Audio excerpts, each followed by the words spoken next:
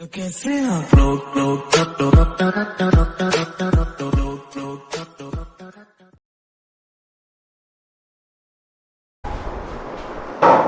ठीक है।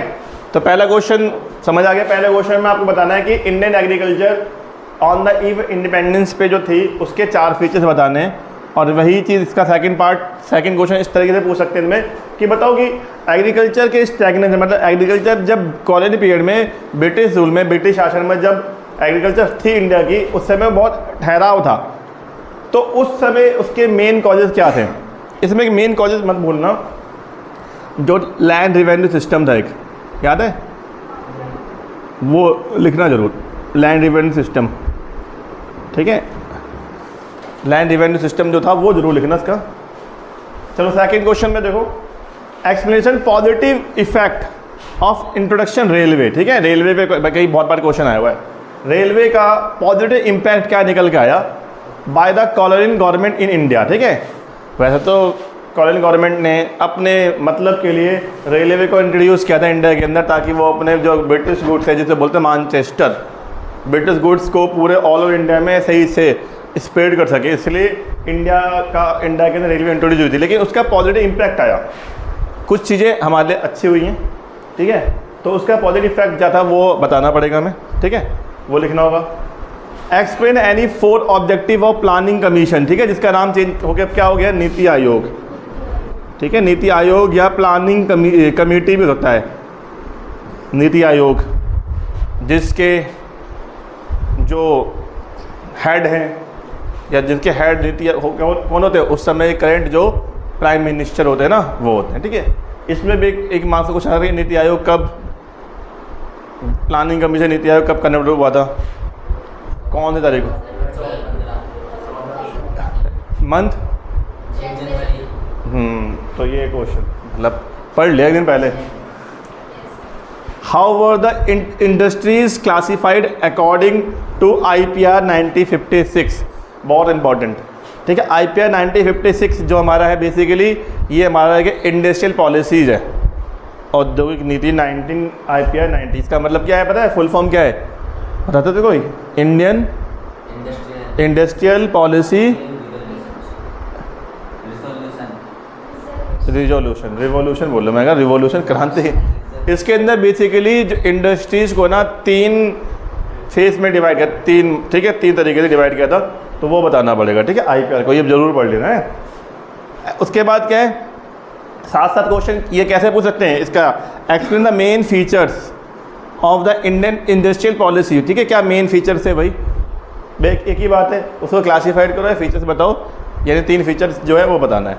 फिर discuss any 3 drawbacks of green revolution. ठीक है, ग्रीन रेवोल्यूशन के ऊपर क्वेश्चन आते हैं, तो मैं बताया ग्रीन रेवोल्यूशन कब स्टार्ट हुआ था, मिड ऑफ 1960-70 के मतलब फेजेज में स्टार्ट हुआ था। पहले ग्रीन रेवोल्यूशन आपका उसके ऊपर आया था, मतलब अनाजों के ऊपर था, मतलब वीट एंड राइस के ऊपर, फिर सब्जियों के ऊपर आया था। ठीक है, वेजिटेबल्स के ऊपर, ऐसे। तो बेसिकली डिस्कस करना है इसके ड्रॉबैक्स मतलब समझ लो उसकी क्या कमियाँ या इसके डिसएडवांटेज, लिमिटेशंस सब यही हैं। ठीक है, साथ साथ एडवांटेज ही पढ़ी लेना। ठीक है, what are the needs of economic reforms for India. Economic reforms 1990 बताओ, हाँ 1991 न्यू इकोनॉमिक पॉलिसी आ रहा है ना, न्यू इकोनॉमिक पॉलिसी और न्यू इकोनॉमिक रिफॉर्म्स जो वजह 1991 में क्यों ज़रूरत पड़ी थी, क्या रिक्वायरमेंट थी, नीड बतानी है, ऐसी आवश्यकता क्यों पड़ी। ठीक है, ये क्वेश्चन देख लेना, 4-5 पॉइंट वाला, ज़्यादा बड़ा क्वेश्चन नहीं है। मेनली जो क्वेश्चन है आप 3-4 मार्क्स वाले क्वेश्चन अभी बता रहे हैं हम, बड़े क्वेश्चन नहीं है, बड़े क्वेश्चन बढ़ेंगे, इसमें 1-2 है वो बाद में, बाकी 3-4 मार्क्स के क्वेश्चन है। ठीक है, अब थोड़े क्वेश्चन वैसे क्वेश्चन हैं जो केस बेस्ड स्टडी में होते हैं, जो सेंटेंस में समझने पड़ेंगे। ज़्यादा का क्वेश्चन मैंने लिए वही हैं, पता है, मैंने डायरेक्ट क्वेश्चन लिए ही नहीं। डायरेक्ट क्वेश्चन तो आप ऐसे ही समझ जाओगे कि डायरेक्ट क्वेश्चन जो टेढ़े मेढ़े होते हैं ना वो ज़्यादा लिए मैंने, कि ताकि टेढ़े मेढ़े क्वेश्चन आएँ तो कैसे, बहुत इंपॉर्टेंट है और टेढ़े मेढ़े टाइप के क्वेश्चन है, और कुछ तो इंपॉर्टेंट ले जैसे अभी क्वेश्चन हम देखोगे 2-4 क्वेश्चन आपको लगेगा अरे वो क्वेश्चन तो मिस हो गया, बहुत बाद में जब करेंगे तब देखना। जैसे ये क्वेश्चन आ रहा है, India is then called the outsourcing destination of the world. समझ पाए इसकी मीनिंग, इसकी मीनिंग समझ पाए क्या निकल के आई? India is then called the outsourcing destination of the world. इसकी मीनिंग क्या है? ऐसे क्वेश्चन आएंगे। इन आउटसोर्सिंग डेस्टिनेशन का मतलब क्या होता है? आउटसोर्सिंग, आउटसोर्सिंग को मैं तुम्हारे एक वर्ड बताऊँ जिसको तुम जानते हो, कॉल सेंटर। सुना है आपने? ये तो वर्ड सुना ही होगा ना, BPO, ठीक है। आउटसोर्सिंग डेस्टिनेशन का मतलब होता है कि इंडिया में जो आप कॉल सेंटर आ रखे हैं, तो बाहर से जो भी काम मिलता है ना, आउटसोर्स, बाहर से काम मिलता है, इंडिया में वो काम कराते हैं वहाँ। मतलब जैसे अमेरिका में कोई बैठा हो, उसको यहाँ पे मान लो कोई प्रोडक्ट समझ आ गया, इंडिया में कुछ चीज़ चेक करनी है और वो आ नहीं सकता, तो यहाँ के कॉल सेंटर फ़ोन करेगा, जी मेरे को ये काम कराना है, और हम आपके लिए काम कर देंगे। फिर वो लोग यहाँ के लोकल से काम करवा के उनका काम करवा देते, इसको बोलते हैं आउटसोर्सिंग। तो बैठे बैठे तो इंडिया ना उसका हब बन चुका है। इंडिया में बहुत कॉल सेंटर है, बहुत, पूरा नोएडा, गुड़गांव भरा पड़ा है कॉल सेंटर से, ठीक है। जैसे आईबो बताना है, विप्रो बताया मैंने, जेनपैक बताया, तो बहुत ये तो फेमस है, और भी बहुत सारे कॉल सेंटर, मैनी मोर। तो क्वेश्चन ये कि इंडिया जो है ना, अब इंडिया को अब आउटसोर्सिंग डेस्टिनेशन वर्ल्ड का आता है। मतलब इंडिया को पूरे विश्व का सबसे ज़्यादा आउटसोर्सिंग डेस्टिनेशन इंडिया में होता है। मतलब वहाँ से बैठा बैठा कोई भी बंदा यहाँ पर आराम से काम कर सकता चाहे, उसे इंडिया में जरूरत नहीं है। तो इसी को बताना है, discuss the prime reason for this given to India. तो इसके लिए तुम कैसे कह सकते हो? तो प्राइम रीजन्स बताने पड़ेंगे। तो इसके अंदर एक टॉपिक है, ब्लूप्रिंट में मिलेगा इसका आंसर, ये ब्लूप्रिंट में इसका आंसर मिलेगा, ठीक है। और ये चैप्टर इसी में है, इकोनॉमी रिफॉर्म्स वाले चैप्टर में ही है। ब्लूप्रिंट में आपको मिलेगा आउटसोर्सिंग के ऊपर पढ़ना पूरा, ठीक है। बहुत इंपॉर्टेंट है, आएगा ये बस क्वेश्चन। चलो अब आते हैं हम अपने 8 क्वेश्चन की तरफ, ठीक है। 7 क्वेश्चन हमारे हो गए। 8 क्वेश्चन में क्या है देखो, इसमें बेसिकली मैं 3 क्वेश्चन उठाए और 3 ही से आपके सारे आंसर निकल जाएंगे कि भाई नीड फॉर द प्राइवेटाइजेशन की जरूरत क्यों पड़ी, ग्लोबलाइजेशन में क्या पॉइंट लिए गए, ठीक है। ग्लोबलाइजेशन जब हमने लिबरेशन करा तो लिबरेशन में कौन कौन से इंडस्ट्री के लिए क्या क्या स्टेप उठाए, सारे इसी में, एक ही में, मतलब लगभग समझ लो पूरा चैप्टर ही हो गया कि excellent step taken by the economy reforms toward the liberalization, globalization और प्राइवेटाइजेशन। मतलब क्या क्या स्टेप्स लिए गए हैं। अब तुम पढ़ोगे, लिखने में लगा 3 पॉइंट है, बट 3 पॉइंट नहीं है, लगभग पूरा चैप्टर ही हो गए भाई। लिबरलाइजेशन से पढ़ोगे तो उसके अंदर क्या रिफॉर्म्स लिए थे बैंकिंग सेक्टर में, क्या लिए थे इंडस्ट्री सेक्टर में, क्या लिए थे टैक्स रिफॉर्म, सारे रिफॉर्म्स आ जाते हैं ना। ऐसे ग्लोबलाइजेशन में, ऐसे आपका प्राइवेटाइजेशन में कम है, लेकिन ये थोड़ा सा बड़ा टॉपिक है, पर पढ़ना है, इसमें तो कुछ भी बन जाता है, ठीक है। 9 point, discuss the need for the promoting women's education in India, ठीक है। वीमेंस के रिगार्डिंग क्वेश्चन अक्सर 1-2 क्वेश्चन आप देखोगे जरूर, चाहे हेल्थ को लेकर, चाहे एजुकेशन को लेकर, या उनके एम्पावरमेंट को लेकर क्वेश्चन जरूर आता है। तो मैंने 2 क्वेश्चन लिए बेसिकली कि इंडियन वीमेंस एजुकेशन को इंडिया में प्रमोट करने की क्यों ज़रूरत है, उसके ऊपर डिस्कस करना है, ठीक है। क्या नीड है, वैसे तो आप इसको बना के भी कर सकते हो चाहोगे तो, भाई हाँ क्या ज़रूरत है, अगर वीमेंस होंगे तो फिर आने वाले जनरेशन पढ़ लेगी, इस तरीके से पॉइंट बना के रखते हो। लेकिन स्पेसिफिक पढ़ना, बुक में इसका दे रखा है उसका क्वेश्चन, ठीक है। आराम से पढ़ना, इसके पॉइंट ढूंढना और ये करना है। वीमेंस की ज़रूरत क्यों है एजुकेशन को प्रमोट करना, जैसे वो आजकल लोगों चली ना, बेटी बचाओ बेटी पढ़ाओ ना, लाडली योजना, इस तरह से ये सब पॉइंट आपको मिक्स करने पड़ेंगे इस क्वेश्चन के लिए, ठीक है। नेक्स्ट क्वेश्चन देखो, आपका ह्यूमन कैपिटल सही है, human capital formation. How does expenditure on the job training and information, मतलब expenditure on the job training, expenditure on information, इसको समझाना है। ह्यूमन कैपिटल के जो सोर्स है तो बहुत सारे, expenditure on education, expenditure on health ना, एक्सपेंडिचर ऑन इन, और ये तो 2 हैं ही, इसके अलावा ऑन जॉब ट्रेनिंग भी है ही, और वो है आपका एडल्ट एजुकेशन समथिंग भी कुछ है। तो मेनली तो ये 2 है, अगर आप ये 2 पढ़ोगे तो 3 अपना भी पढ़ लोगे, तो मेन ये 2 पढ़ने हैं। फिर एक क्वेश्चन आता है जो कई बार आया हुआ है, ऐसे मुझे लग नहीं रहा पर मैंने लिख लिया, छोड़ नहीं सकता मैं इसको। छोटा सा क्वेश्चन है कि what is human capital formation, क्योंकि अक्सर जब एक चैप्टर पढ़ते हैं हमें पढ़ना ही पड़ता है। और difference between the human capital and physical capital, ये कई बार पूछा है लेकिन अब नहीं आ रहा काफ़ी टाइम से, पर फिर इसको पढ़ लिया। 2 ही क्वेश्चन लिए। फिर एक क्वेश्चन मैंने और लिया, ये एम्प्लॉयमेंट चैप्टर से बेसिक, ठीक है, कि empowerment of womens is related to the employment of women. Comment, मतलब जो वीमेंस की जो एम्पावरमेंट है वो किससे संबंधित है, वीमेंस की एम्प्लॉयमेंट से। आप इसको कमेंट करो कैसे, तो समझना पड़ेगा क्वेश्चन का मतलब। ऐसे क्वेश्चन बहुत है ट्रिकी क्वेश्चन है कि भाई इसका मतलब क्या होता है, कि एम्पावरमेंट का मतलब क्या होता है, क्या कहते हैं सेम वीमेंस एम्पावरमेंट,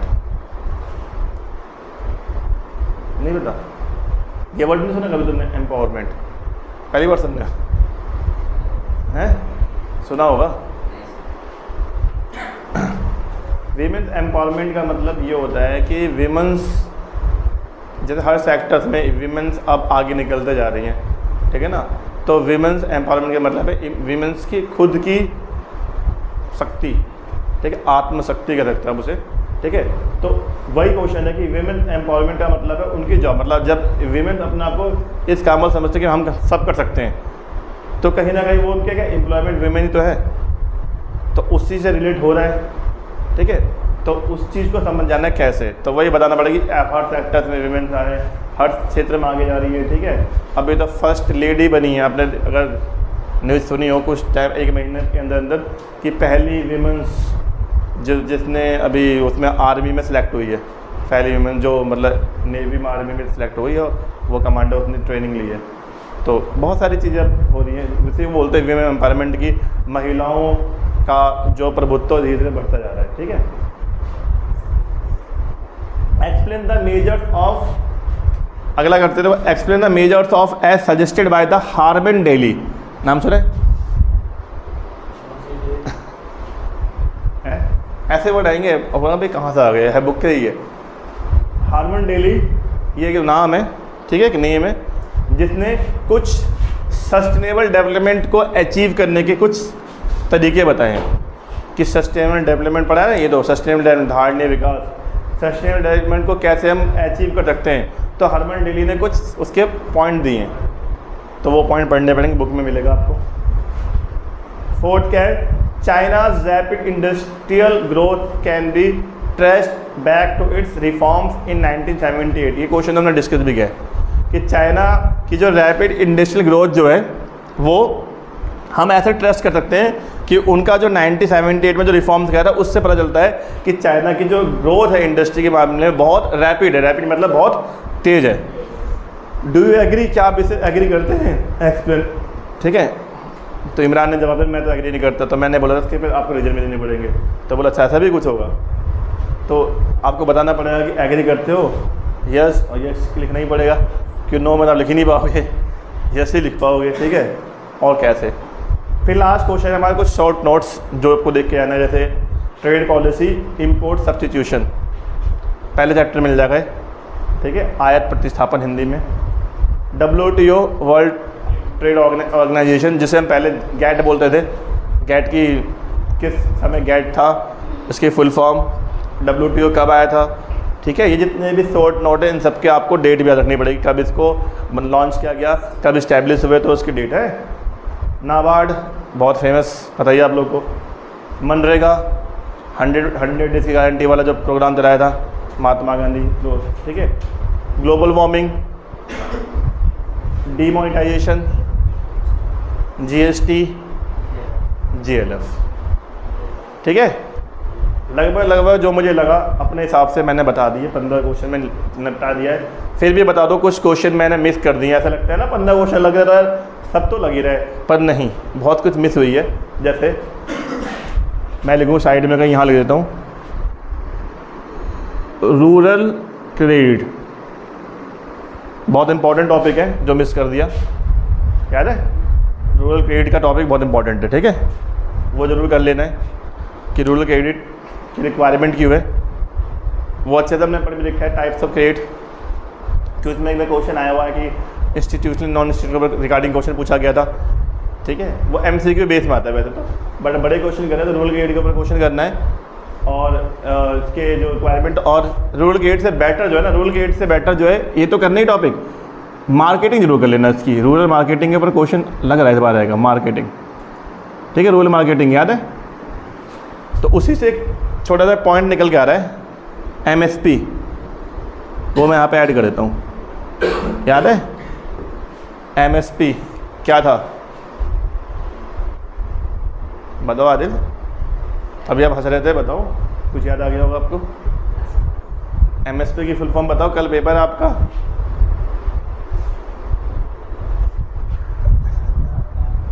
हैं? मिनिमम सपोर्ट प्राइस, ठीक है, जो फार्मर्स को दिया था। ये 11th में भी है। कोई बात नहीं है, आप 11 में मुझे पता है पास हो गए भगवान से, ठीक है। इसके बाद आएगा आपका रूरल में ही है आपका नॉन एग्रीकल्चर से क्वेश्चन आ सकता है, नॉन एग्रीकल्चर सेक्टर से। कौन सा? एनिमल हस्बेंड्रीज, फिशरीज, माइनिंग, हॉर्टिकल्चर, ठीक है, ये टॉपिक बहुत इम्पोर्टेंट है। ऑर्गेनिक फार्मिंग, ये भी पढ़ना है, बहुत इम्पोर्टेंट है, ठीक है। तो कुछ टॉपिक्स हैं जो मैंने इसमें नहीं कवर करे, इस वजह से कि एटलीस्ट 15 कर लोगे तो फिर कई लोग, और लगभग तुमने इसमें बहुत कुछ कर लिया होगा, कुछ नया सुना होगा तो वो देख लेना, ठीक है। ये 15 क्वेश्चन हैं।